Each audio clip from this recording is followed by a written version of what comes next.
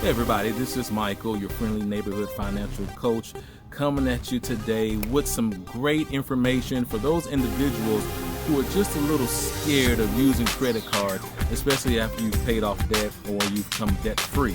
Let me explain. You should not be afraid to use credit cards. I recently had a conversation with a close family member of ours, and they were like, oh, I just got debt free, and I don't want to use my credit card. I have a credit card. I want to build my credit, but I'm too afraid and so forth. So what I did, I explained to them the power of managing debt versus making debt.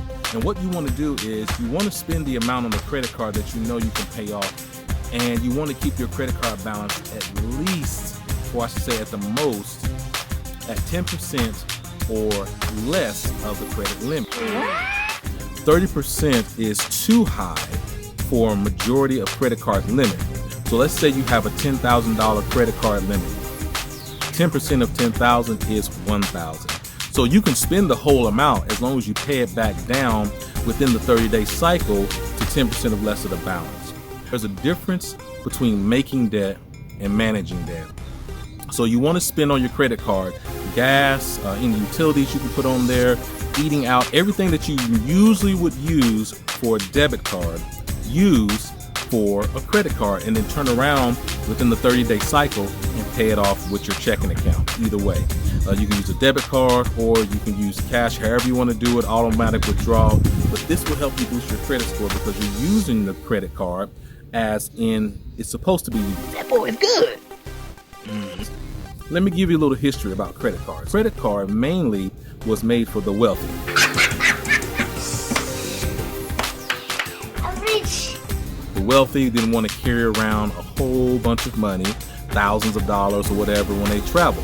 So what was invented was the Diners Club card. Diners Club, the first card. Diners Club card is the card they use. They will swipe on their little machine, give you the carbon copy, and mail the other copy into the credit card company. The Diners Club card, and as they evolved into other credit cards and other credit card companies started using this to their advantage, they wanted to get the middle class in it. But what they did, they started charging the middle class interest because they may not have had the money to pay the entire balance back at the end of the 30-day cycle.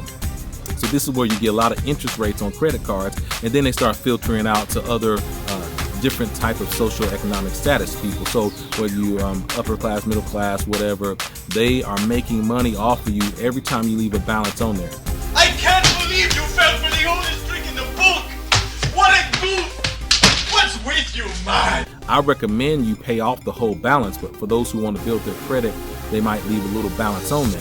However, let me tell you this, each credit card reporting agency actually reports different times of the month. So you could have a balance on that card and it be reported to the credit reporting agencies before you even pay it off.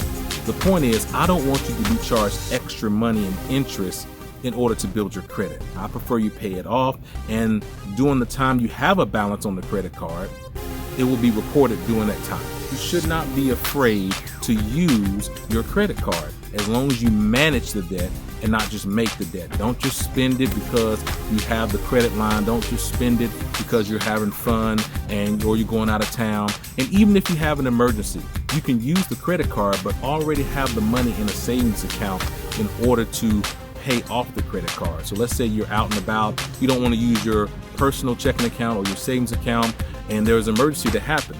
What you want to do is actually use the credit card, and when you use the credit card, you already know you have the money for the emergency in your savings account. Pay that off later on, and then you'll be able to keep your credit score at a high interest, a high rate, and you'll get better interest rates on any type of loans, whether it's a mortgage loan, car loan, or anything else you're trying to get funding for, even when it comes to building your business credit. We'll talk about that more at a later date. But once again, this is Michael, your friendly neighborhood personal finance coach, coming at you with another tip about debt and credit cards and increasing your credit score. I'll catch you next time. Don't forget to like and subscribe, or just make a comment in there if you have any other insights. I'll catch you later.